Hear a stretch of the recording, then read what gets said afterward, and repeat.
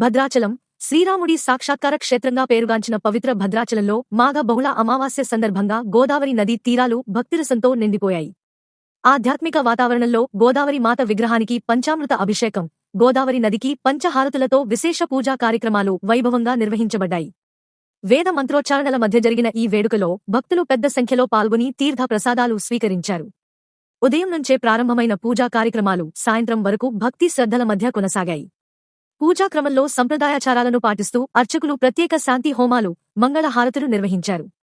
గోదావరి తీరం అంతటా దీపాల కాంతులు పరచుకుని ఆధ్యాత్మిక ఆనందాన్ని మరింత విస్తరించాయి. కార్యక్రమం ప్రాంగణంలో భక్తి గీతాలు, నామ సంకీర్తనలు భక్తులను ఆకట్టుకున్నాయి.